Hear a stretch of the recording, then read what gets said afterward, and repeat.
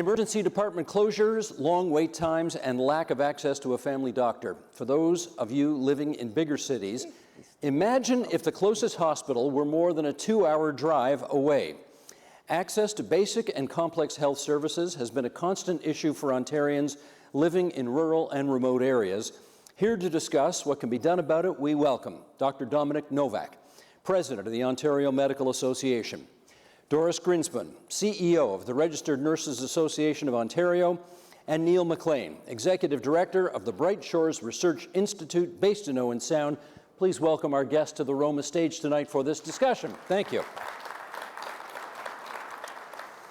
Every time we talk about healthcare on the agenda, I always have to do in the interest of full disclosure, my wife is a health policy consultant, so we put that on the record for everybody to know. Okay, Dr. Nowak, to you first. Healthcare falls under provincial responsibility, obviously, so I'm sure the folks in this room want to know how municipalities are tied up in all of the issues that we hear about nowadays. What's your view? Yeah, and when I'm meeting with patients, with families all across the province, including in rural communities and in northern communities, they don't care whose jurisdiction healthcare is, they just want the care. And I met with a family a few months ago who was taking their grandpa to the emergency room in a rural community. They saw a sign on the wall that said, "Emergency room closed." And the closest alternative option, 2 hours away. And we know that in rural communities, they're not getting there in the winter or if there's a traffic closure. So they want healthcare to work, and they're looking at the provincial government to do that. That's their responsibility, but municipalities also have a role, and we could talk about that. Well, follow up if you would. What do you see that role being? Yeah, when I'm meeting with municipalities, the strongest things that municipalities, your communities can do is make your community welcoming for new doctors, and then also looking at the success stories. That's the grow your own approach. I think of Northern Ontario School of Medicine University and their success story of training doctors in rural communities and in the north, and they end up staying there, they end up developing families there, they end up developing community there. That's really the role of mayors and municipalities, not this Hunger Games that we have right now across Ontario where communities are fighting against one another for doctors. Doris, what would you say in terms of what municipalities can do to play their role in the healthcare drama unfolding these days? I will build on Dominik's comment. The people of Ontario, whether it's in rural and northern communities or in big centers, they don't care who is in charge. They also don't care who provides the access. So at RNO, we look from a person perspective, and it's not only doctors, it's nurses, it's physios, it's other health professionals that are needed, and it's also specialties that are needed in all the domains. Municipalities' role, the key in my view, in our view, is to welcome the people, and to welcome the people with all the aspects that others spoke before in terms of accessible, affordable housing for everybody, education, career development, building their careers on site, and an aspect that very few speak about, which is equity, diversity, and inclusivity. I know of many nurses that came from other countries to small communities. They were in love with the smaller communities. When their children came and they felt bullied in school and not welcome, they left. They went to bigger centers. So welcome everybody, because whether it's a nurse that was educated here or a doctor or educated abroad and comes to your communities, welcome them, make them part of your community, embrace them, and build careers for them there. We now have tons of possibilities, from PSW to RPN, from RPN to RN, from RN to nurse practitioner. Let me do a follow-up with you on that, because I don't know if you noticed, yesterday President Trump made DEI illegal, of course, in the United States. Do you think that opens up some opportunities for us here? It opens opportunities, but watch what will happen here with federal elections. Let's not think that what happened with Trump cannot happen here. I think the previous speakers spoke about the politics of division. We need to end, and municipalities again have a huge role on that, end the politics of division, build the politics of one Canada for everybody, one Ontario for everybody, regardless of the political party here in Ontario. You saw the role of Premier Ford on that issue, and we need to build on that because the politics of division will let this country down spiral. We should not do what Mr. Trump decided to do. We should be different, and we should welcome people, and yes, that will create opportunities, and many nurses are speaking about coming here, and doctors too. Okay. MacLean? Sorry. Applause, applause. Please. Neil, what would you add to what we've heard so far in terms of the role municipalities can play in the healthcare saga? Certainly supportive of the perspective of Dominik and Doris. When I think about the work that the municipalities are already doing today to support community paramedics and the role of community paramedics play going and checking on people and keeping people out of emergency departments, especially those that are unattached and living in rural communities. I also think about the idea to launch a research institute in Grey Bruce was really the brainchild of the hospital's board. And it was really driven out a couple pieces. One is the opportunity to look at new models of care to improve patient experience and provider experience working across 6 small, medium, largest hospitals deployed within a very large rural setting. Chats with people know this probably better than me.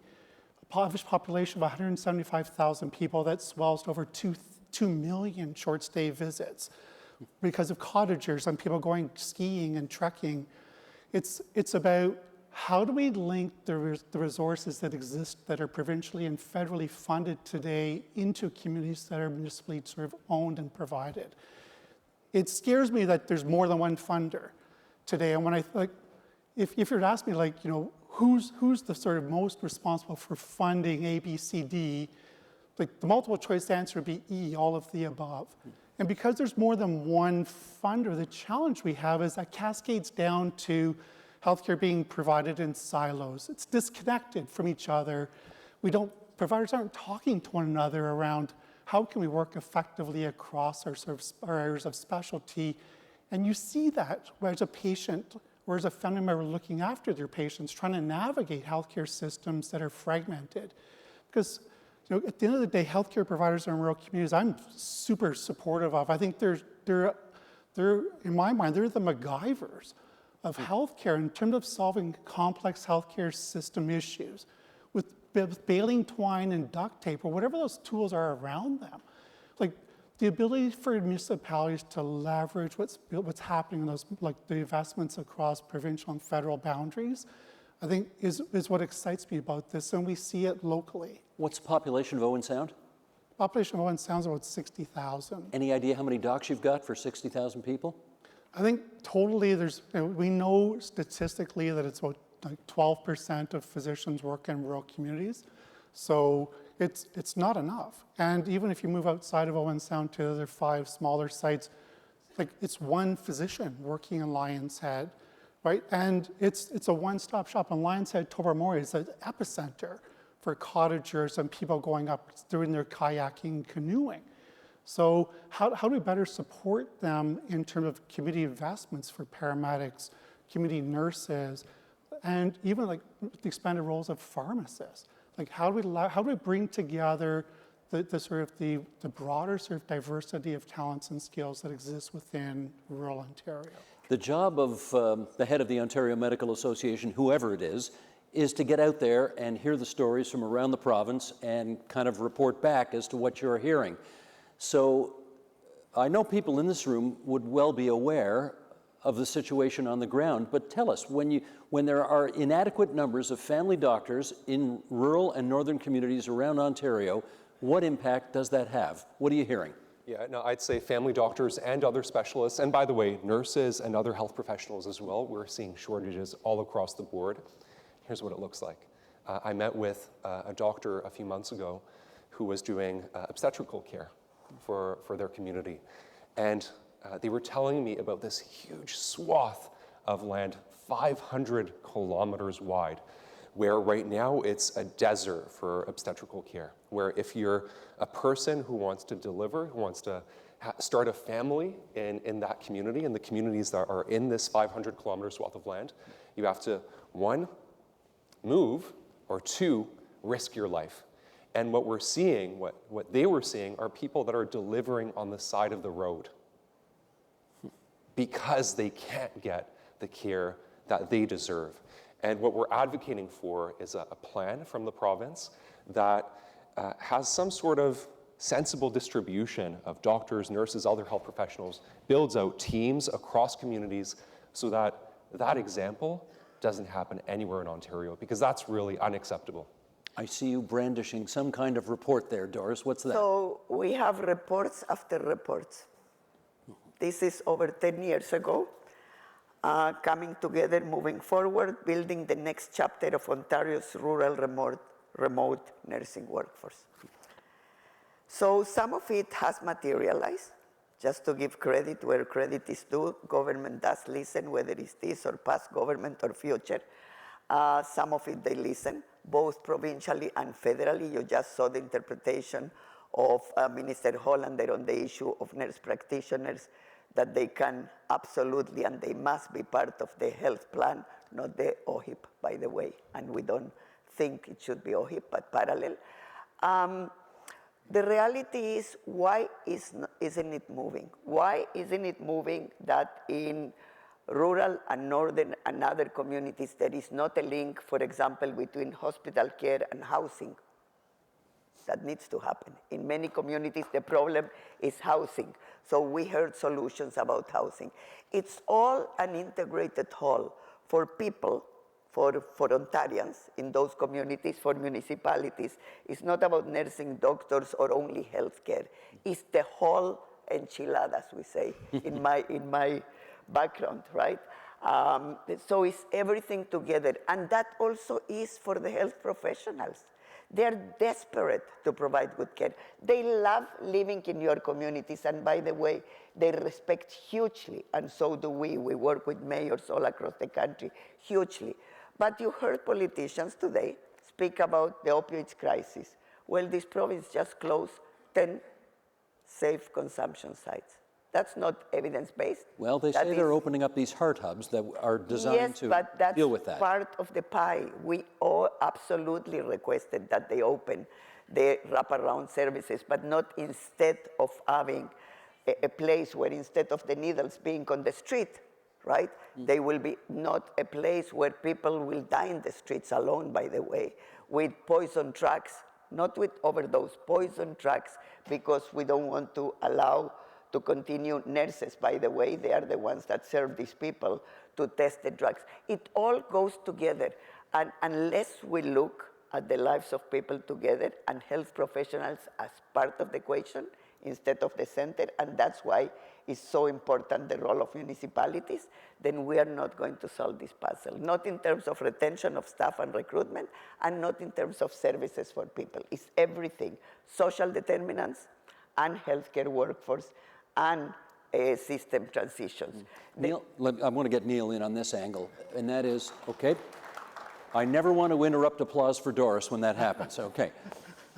Neil, there'll be lots of people watching this on television, most of them living in cities, fewer of them living in remote and northern parts of the province, and I want you to tell them, particularly the people who live south of the French River in places like Toronto and Ottawa and Hamilton, bigger centers, what the biggest differences are like in your life when there's a shortage of doctors and nurses and specialists where you live. Maybe I can start out, Steve, by just saying what an honor it is to be presenting to the Roma Conference who knows the difference between urban and rural better. And it actually gives me a break from describing what's the difference between urban and rural. Why should I care? And even as I was like in the waiting room talking to people, it's like, well, I live downtown Toronto. It's no better for me to get primary care than it is for rural. I said, but the difference for rural and what I've seen and what I feel is that it's beyond medicine. It's about the geography, and it's about the fact that it's overcoming the barriers that exist around communications, collaboration. It's about how do we enable people to work together across these rural geographies. It's overcoming shortages of people and supplies.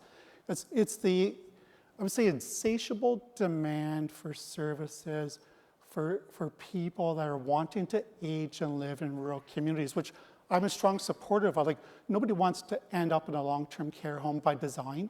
We know care provided in the community is more effective. The outcomes are better. It's cheaper, but it's also where people want to get care.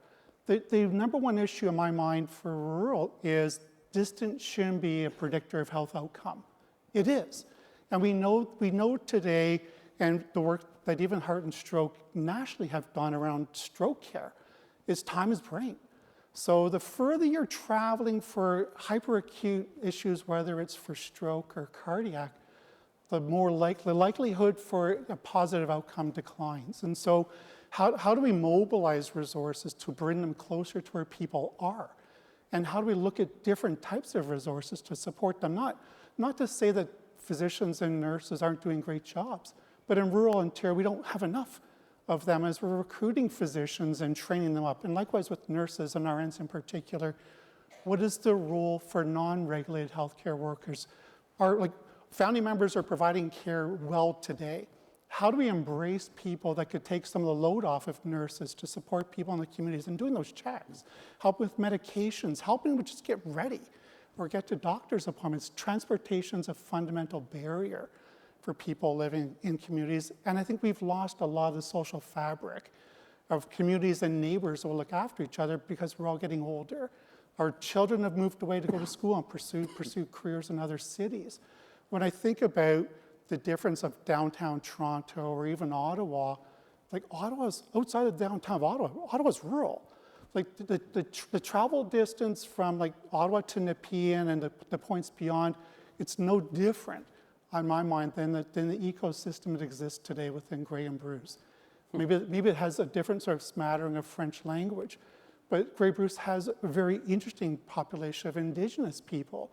And I think, I alluded to the 2 million short stay visitors. The pandemic drove a fundamental shift of people that wanted a more, I think, balanced work and life.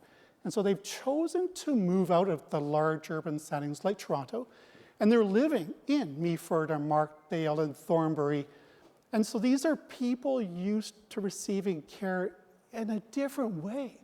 Like I'm used to receiving care walking across the street to an urgent care.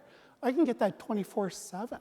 So the expectation of what healthcare is in rural communities, it's not just the care that our parents and grandparents are used to.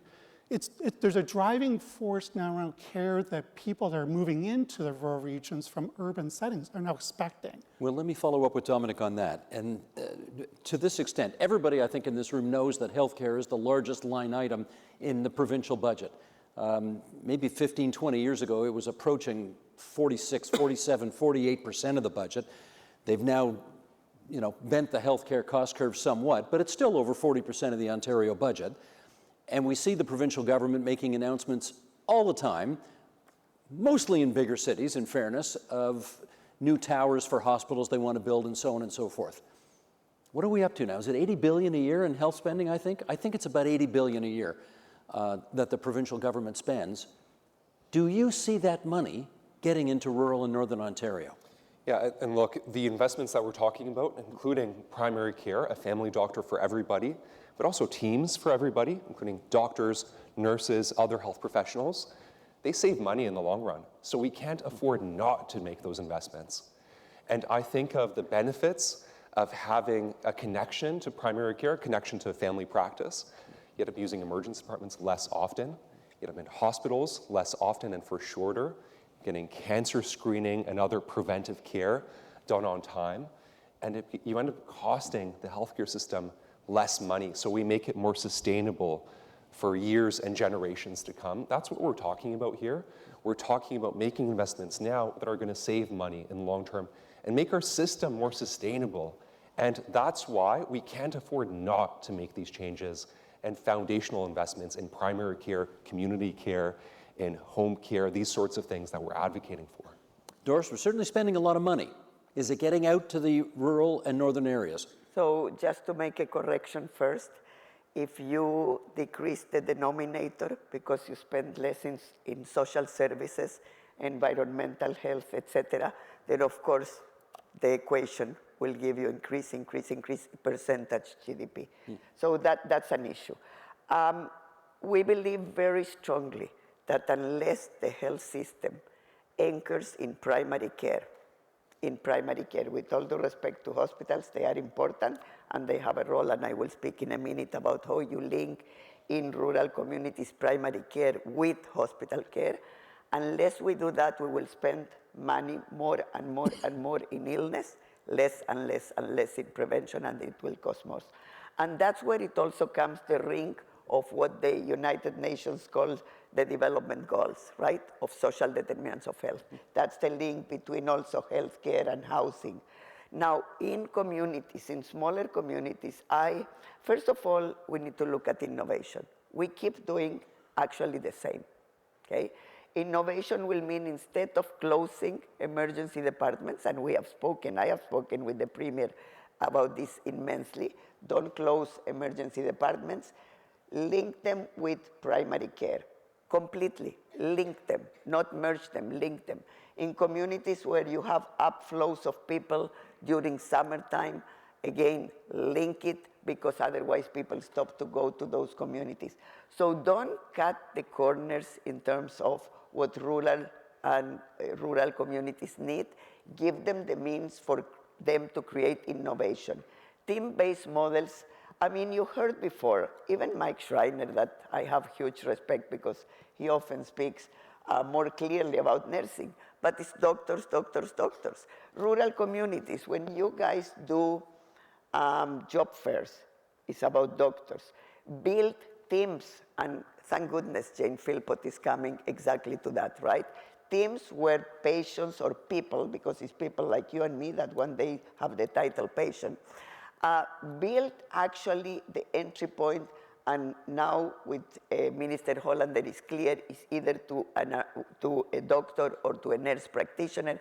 By the way, Stephen, you were the first many, many, many years ago, decades, that put a poll actually in the agenda saying if you can get a nurse practitioner tomorrow and a doctor in whatever it was, what would you do? 80%, I remember said, I don't care who I get, I just want to be seen and seen fast. Build access points across the system, link, and yes, there is innovation a bit with Ontario Health Teams, let's not discount that, is building teams together. So let's be critical on what we need to be critical about, any party for that matter, and let's give kudos where we are making progress. Neil, can I get you to follow up on something Doris just referenced, which was the Jane Philpott appointment? This is, of course, the former federal Minister of Health who was tasked by Doug Ford to spend the next 5 years looking to come up with ideas, processes, a new system, in fact, to make sure that everybody gets attached to a team, a doctor, but a team as well. A doctor or a nurse practitioner, she was very clear on that. Right. What hope do you have that something's going to come from that? There's, I think, strong hope. Like Jane Philpott has a track record of creating new models to train physicians. The work that she did at Queen's with Lakeridge, I think, is phenomenal. Putting medical schools into communities and inciting people to become local primary care physicians. Like, how do those models scale and spread? And like, how do we move Lakeridge to Tobermory or Barrie or other points of rural Ontario? There's no reason why we couldn't. You asked the question about the movement of funding into rural. And maybe just what I see, Steve, is the need. But it's no longer about the incentives for nurses and physicians. It's about investing in tools to reduce the burnout. How do we bring? What does that mean, though? Investing in what tools? Whether they're scribes, ways to automate, ways to actually enable teams to securely communicate and share my health record as an emergency doc to the person's primary care physician, to the pharmacist. Like Doris was teasing me behind the scenes, like, do you have a WhatsApp app? I was like, no, I've got a card. And she's like, well, you're one step away from a fax machine while I'm in healthcare. So when I think about... Do you know hospitals still use fax machines? That's why I said it. I was like, I said it without laughing. And pagers, by the way. And pagers, okay. But I would also say it pains me to see the fact that the province revoked fee codes for virtual care in Ontario, especially for primary care. We had, like, as you declared your sort of your role of your wife. Prior to taking on this role, I was one of the co-founders of the Ontario Telemedicine Network. Saw the impact of technology to level the playing field from a geography perspective and providing equitable access to care. Regardless of whether you're Indigenous or you're someone in the far north, access to mental health and addiction services without the stigma of going in to an emergency department and saying, this is the issue that I have. Can I get the head of the OMA on that? Have you lobbied the province to have that reinstated? We've been clear that everyone deserves care, and care is care, whether it's virtual or in person. And especially for rural and northern communities, having some sort of virtual care can be a matter of life and death, can be a matter of not having to drive the 5 or 6 hours to get to your family doctor. Are you going to be successful on getting that back in? Look, I'd say I'm hopeful that the government sees the light in getting our healthcare system back on track. And that includes especially rural and northern communities. And I want to build on the team's point as well. One of the strongest recruitment drivers I've seen across the province in rural communities for doctors is that doctors want to work in teams. Doctors want to work in teams. On one hand, I've been very clear that everyone deserves a family doctor, a primary care professional. On the other hand, the only way to get there and the only way to recruit people into rural and northern communities is to actually build those supports. And by supports, we mean teams. We mean teamwork, doctors, nurses, pharmacists, all sorts of health professionals working together and add it up. Yeah, let's take a round of applause for that. Let me ask, anybody from Huntsville here or Muskoka in the area?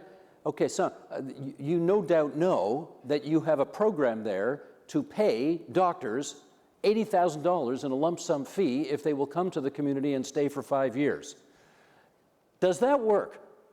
This is, what we're seeing is a Hunger Games right now across Ontario, where communities are pitched against one another to compete for doctors.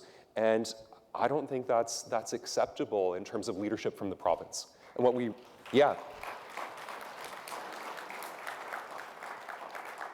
So let's advocate to end the Hunger Games. Let's move beyond the Hunger Games in healthcare, and let's get a plan for rural Ontario, and a plan that builds out teams, gets doctors to where they need to be, and ends this situation where, I've families like, the family that was bringing their grandfather with signs of a stroke to the emergency room and saw that sign on the door that said emergency department closed, with the nearest one hours away. What do you think about this idea to spend tens of thousands of dollars to attract doctors? I'm not the physician that would be incentivized by it, but I've seen the reverse of this, which is the emergency departments and departments in rural hospitals being supported by locum physicians coming in from urban centers. Right. And it's disruptive to patients' care. As much as it keeps the lights on and the doors open, the physician doesn't know the person's history. They don't know that they're being seen by a specialist in the region. And by default, they're being redistributed or potentially transferred for additional follow-up care to urban settings for procedures or surgeries that could be done locally. And so the local knowledge is fundamental to this. When I think about, we talk to a lot of physicians and nurses across the region around what are the pain points you're facing, and from a research and innovation perspective, how can we help you overcome it? And we heard consistently around the fatigue and the burnout, but we also heard about the frustration that nurses and physicians have in rural Ontario because they have ideas to overcome these challenges, but they don't have the benefit of time. And there's not the funding available for them to work as a small team to bring a skunk works group together to solve a problem that they see at the front line. Let me follow up with Doris on that. We saw during COVID that the province did introduce a few new ideas in order to attempt to get people to go to nursing school, to retain nurses, to bonus nurses in the case of those who were working crazy hours during COVID. How much of that kind of approach do we need now to get more people to become nurses in the future? So let me start by saying that we have more applicants, also during COVID, it never stopped, more applicants than what we can take. So that's a sobering So it's thought. still an attractive profession for many people. More and more and more, and COVID made it more, not less. So the issue is to increase seats. And yes, we discussed, and government did listen, we increased by 1,000 in RPNs, by 2,000 on their ends. Registered practical nurses. Registered practical nurses by 1,000, registered nurses by 2,000, nurse practitioners by 150. We are putting our provincial platform, the federal is already out, next week. You will see that we are asking significantly more. Why? Because what rural communities and all communities need is more access. And if you want more access, nursing is a key. Nursing is a key, as is other professions. I'm glad that we are moving from doctors, as you said, to an attachment to a primary care professional. I would say, though, that in primary care, it needs to be either a doctor or a nurse practitioner because of the knowledge and expertise behind. It cannot be just whoever, right? Some communities do not have physicians. At least bring a nurse practitioner. They actually perform all the work, as you well know, and with outstanding results. Ideally, you can have teams, but not all communities have teams. Yeah. So we need reality. We have done also innovative initiatives like one-to-one tuition reimbursement. What is that? One-to-one tuition reimbursement, which is significantly better than the famous bonuses. We don't support the bonuses. RNO doesn't, and the province hence has not moved with that. One-to-one tuition reimbursement, and that's critical for municipalities because it's like a hidden secret. Explain how this works, the one-to-one tuition reimbursement. If you are an RPN studied 2 years, and you are studying in a college downtown Toronto, and you move to a rural community, 1 year, you get back 1 year tuition, 2 years, 2 years tuition. RN, 1 year, 2 year, 3 year, 4 year. So that, is that actually working? Is it working? It's working. And the other one that we have is grow your own NP, grow your own nurse practitioner in your communities, and the province provides funding. The other one that we have is nurse practitioners in long-term care as attending NPs. The province provides the funding. I think many of these initiatives, it's the fault of all of us together, quite frankly, are not well known to municipalities. So there is already a lot of innovation. We need to build more innovation, but we need to build more seats for physicians, for nurses. Okay, so let me you pick up on create that career progression, and you keep people in your communities. Do job fairs that are for all healthcare professionals with equal balance of what we need, and you will have a success, and welcome them to your communities with open arms and be fair to them. Oops. Let me pay. Still must have a tilt, Doris. Doris was getting so enthusiastic there, we almost lost her. Okay, hang on. Hang in there, Doris. Okay, I've known a lot of former presidents of the Ontario Medical Association. How old are you? Steve, I'm 33 years old. He's 33. You are the youngest OMA president I've ever seen. Thank you. And I'd say it's a sign of people willing to step up and take the leadership role. And it's a sign of, frankly, things being really difficult in healthcare, which is why I know a lot of people here in this room and watching are running for things, are raising their hands to contribute, are raising their hands to make a difference. But here's the question I wanted to ask. We're delighted that you're 33 and a doctor, but there are a lot of doctors my age, which is almost twice as much as you, almost twice as old as you, who are in the next few years all going to retire, and we are going to be up you-know-whose creek without a paddle. I think it was the name of a TV show. Anyway, how are we going to attract the next generation of doctors to get in there and make the commitment that's necessary so that we are not high and dry? Yeah, and by the way, that number is around 40%. 40% of doctors are either thinking of retiring or scaling back in the next few years. That's a crisis. It's already at crisis. It's at catastrophe for this province. And what I think of when I meet medical students and residents as a teacher of medical students and residents is, what are their pain points? What are they seeing in practice? Number one, they're seeing that family medicine is no longer a financially viable career choice for them. How can that be? Doctors are still well remunerated, are they not? Look, if you look at the financing behind family practice, behind running an office, behind hiring nursing team members, other team members, behind the technology, behind rent, everything like that, it adds up. And meanwhile, family doctors are trained in a way where they're in demand in other parts of the health sector, in hospitals, in long-term care. They're the Swiss Army knives of the healthcare system.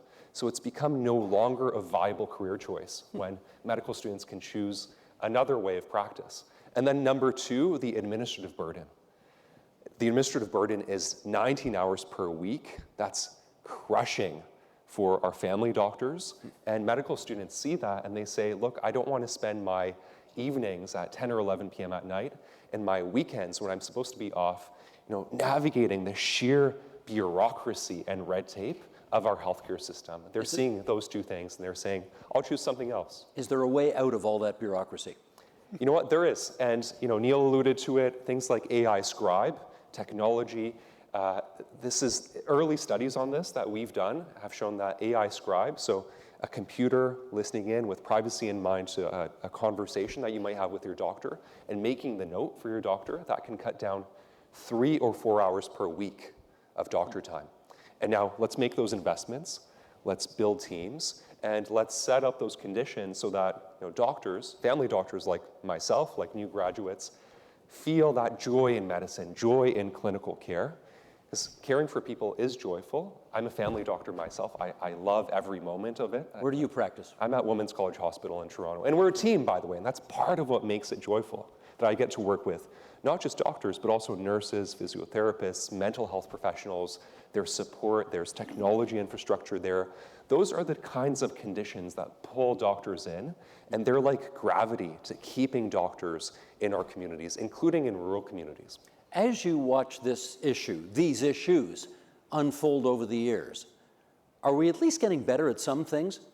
Are we making progress in some areas? I would say we're seeing new models of integrated care that have been developed to support people living in urban communities that are being adapted now for rural. What about rural? That's what I'm saying. They're being adapted now to bring them into rural programs to support people with complex chronic wounds. There's a technology that enables a nurse at the bedside to take a picture of it. It automatically determines its size, its depth, whether it's infected or not. And so rather than having one nurse practitioner crisscrossing 6 sites and 8,000 square kilometers, she's now able to sit in one spot and watch a curated list of photographs of someone's wound progressing and or not, hopefully not, based on the treatment plans. And that also brings the power of those technologies to the patient. They're seeing the evolution of the treatment path, and now they're taking a more active role in self-managing these things. We looked at the models of care to support people with congestive heart failure. When you look at the stats, and the Roma group published the likelihood of someone living in Grey Bruce dying from cardiovascular disease is 28% higher than anywhere else in the province or in Canada. So what are the models of care that exist in Women's College? Probably a leader in acute care and innovation specific to heart, and a whole array of other things. How do we bring those models? I'm a fan for team-based care, but integrated models of care take it one step higher. Because in an integrated team, Dr. Nowak puts his hand up to say, I'm responsible for this person's journey, not 8,000 people trying to figure out, well, that's yours, and that's yours, and that's yours. There's one person navigating this, and we're seeing this within models that have been deployed for lower limb preservation. People with diabetic feet that are losing not just feet, but below their knee amputations for procedures now that can actually restore not just the blood flow, but enable people to get their lives back. We're talking to vascular surgeons on how do we bring this model to care that you've deployed within Mississauga's massive OHT and other parts of the 401 corridor into rural.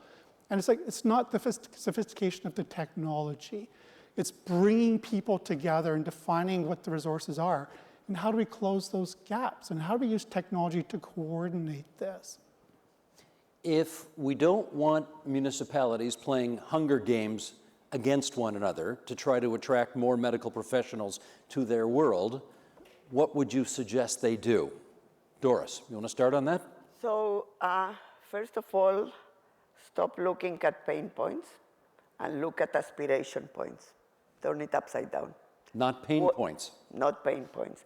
By the way, about diabetic foot ulcer, tell them to use the new guideline of RNO with Wound Care Canada, which is on preventing amputations, and you will save a lot of limbs and people's working life, because a limb also brings disruption in your working life. Look at aspirations. Look at what people are aspiring to versus what people pain points are. And you will look at what people want is pleasant lives, community, career development wherever you live. That's a problem that we have now, that we need to move in medicine to a big center to actually be a specialist. Look at what will keep people, whether it's a nurse, whether it's a doctor, or whether it's anyone else in your communities, and you will find the answers. They're not complex. They're not complex what people want. They want meaningful careers. They want engagement.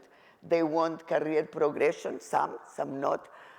We don't, for example, in nursing, have ever supported higher compensation for a nurse that works in an ICU versus a family doctor. That's something in my view, and I have spoken many times in past years with the OMA about that. Because when you build those differentials, people will go to the more lucrative possibilities. Build them for everybody the same.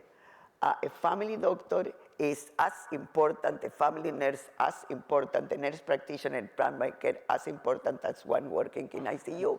It's different specialties. And we have created these layers and hierarchies in compensation.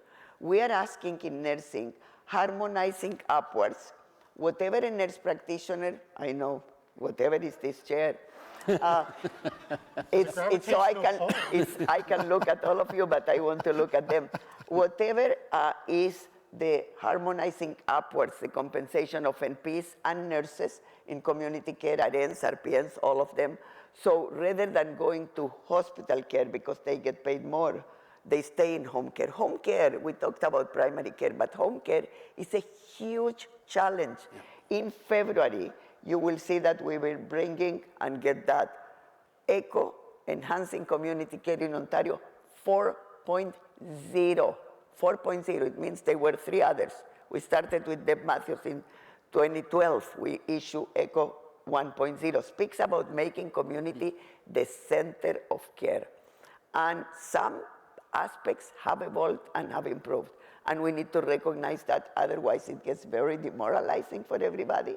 And then let's continue to look at the aspirations and build up rather than bringing everybody down. Let me ask Dominik about this. The reality is not NOSM, which is awesome, the Northern Ontario School of Medicine. Is Northern Ontario School of Medicine University is awesome. Awesome Grow is your awesome. own. Agreed, yes. Not them, but almost every other med school in the country is in a big city. And I wonder if that inevitably means that all of the doctors that we are going to produce over the next decade to take care of all those folks who are retiring, you just referenced, if inevitably they're all going to stay in cities, or the vast majority, and rural and Northern Ontario is going to get left with the short end of the stick again. Yeah, look, Steve, I'm hopeful around this, and at the same time, we need more than hope. And the reason I'm hopeful around this distributing health professionals and doctors across Ontario is because many of your communities actually have so much joy in work. And that's what draws doctors and health professionals in. If I could leave everyone in this room with one message today, it's joy in work. That's how you recruit and retain doctors, nurses, other health professionals. Joy in work means, do I feel like I could be my very best as a doctor in this community? Do I feel like I'm part of a team, like I'm part of something bigger than myself? Do I feel like I have coverage, right? Do I feel like the province has a plan for me in a broader healthcare ecosystem? And by the way, right now, there's no plan for rural and Northern Ontario. That's what we're advocating to change. And do I feel like this is a financially viable career choice for me with the costs of running a practice and doing healthcare in 2025 with an aging population, more complexity, people living longer and sicker. All of that comes into join work, plus more. Plus, is my family taken care of? Are there opportunities for my family members, for my kids, for childcare, for these sorts of things? And that's what brings doctors in. That's why I'm hopeful that your communities already have so much joy, and how can you focus on building more joy, and how can we have a plan across the province so that no community is left behind from that sort of join work that doctors practicing in rural communities feel intrinsically as being part of important members of your communities. That's a lovely answer, but now I'm going to follow up with a brass knuckles politics question, okay? Please. The Minister of Health, who you just said doesn't have a plan for Northern and rural Ontario, I mean, she doesn't represent a rural riding, but it's an ex-urban riding, right? It's not an urban riding. She's got elements of rural in her riding. If she doesn't get it, how can you be so hopeful? Yeah, look, and I've been hearing the stories of patients across the province, and they've been telling me what's working and what's not working in rural and northern communities. And I've been hearing the stories of doctors who've been telling me those same stories. Again, I think of that swath of 500 kilometers in a rural community where there's no obstetrical care. And again, people who are starting a family in that community have to choose between moving or risking their life. And no, but I'm asking about the health minister, though. Does she get it? I would say that's a question for everyone here to ask the health minister. And I would say that it's on all of us to show those stories, right? Show those stories to our elected officials, show those stories to the health minister. There are far too many gaps in the healthcare system right now, and we need a government that steps up and owns those challenges that we have in healthcare and gets our system back to a place where we can be proud of it again. Because I think that sense of pride in Canadian healthcare is that sense of pride in Canadian healthcare, in particular, I'm seeing in Ontario, is slipping away. That's how a 33-year-old gets to be the head of the OMA. That was a smooth answer, right? That was very smoothly done. Okay, but what about it? What about it? Do we have a health minister right now who is adequately seized of this issue to give the people in this room some confidence that they're going to have some progress made? Haven't seen it yet. And at the same time, the Hunger Games are probably going to continue. And I would say what I'm seeing from the role of research and innovation to bring opportunities for clinicians, physicians, nurses, to look at how do we amplify the work they're doing through publications and getting the word out there around the new models of care that they've developed is exciting. It's also become a beacon for people to migrate from urban to rural and consider a rural practice because the structures are there to support research and innovation. When I think about the broader opportunities, I just get this sense that rural Ontario thinks hospitals are the enemy. And I can say firsthand, I served as the board chair for a medium-sized rural hospital in southwestern Ontario, challenged with exactly the same pieces. I spoke to the CEO of the Brightshores Health System last week, and she said she's being tasked with helping support the recruitment of physicians to primary care. And she's like, it's not her responsibility either. But I think about the power and the voice of Roma and these esteemed leaders here. How do we bring this collective voice forward if we were to include the voices of hospitals in particular? Because at the end of the day, they've become the backstop. Their emergency departments have become urgent care clinics. People are scared around what do I do for my loved one, especially if they don't have a family doctor. The hospitals aren't designed to be the backstop. They're designed to be specialized for traumas, deliveries that you described, and the list goes on in terms of the types of urgent and emergent types of surgeries and procedures. The incidence now of an emergency doctor in rural Ontario identifying cancer for the first time is rising. People coming in, we've heard from the chief of staff across the 6 sites in Brightshores, people are coming in with such advanced stages of diabetes and cardiac care and respirology that there's an opportunity to shift healthcare from hospitals into the community. And that's really why the hospitals stood up. this research institute to think about how do we better tighten the linkages between acute and community-based providers, and then how do we potentially scale and spread that? There's a tradition in healthcare that Doris Grinspun always gets the last word. So, Doris, give the folks in this room in our last minute here something they should be hopeful about. You ask if the minister listens. I think she does, partially. I think, though, Roma knows that closing emergency departments in any of your hospitals, it means you were not listened enough. We believe that we shouldn't close emergency departments in those communities. We believe that we need to shift care significantly to the community, home care, primary care, interprofessional with entry point as physicians, family physicians, and nurse practitioners. We believe it will happen, and I credit Jane Philpott already on making it happen. It's essential because if not, not only we will bankrupt your communities and the people in your communities, we will bankrupt the healthcare system. And as for joy and engagement in work, absolutely, it's what it is, the quintuple aim, and RNO follows to the T what needs to happen on that. The meaningfulness of work is the joyfulness part, meaning careers in your communities. The experience of patients, whether it's in a hospital or whether it's in primary care. The experience of mayors, we heard before, the disaster of people being, attacked, quite frankly.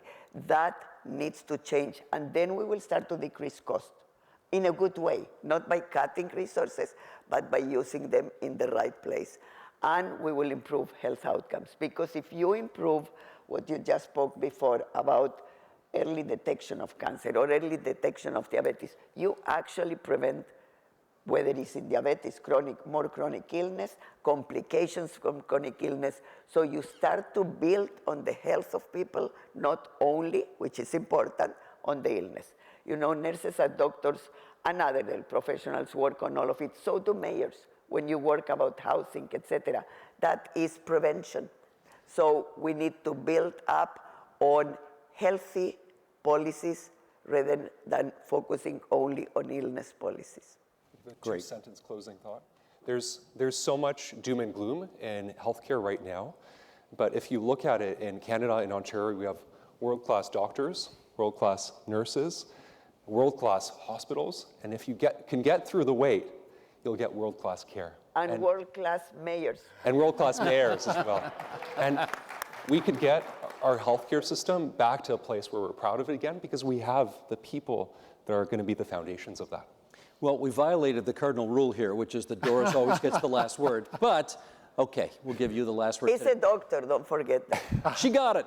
I know this audience wants to join me in thanking these three for a really thoughtful, great discussion here at Roma this morning. Thank you very much, you guys.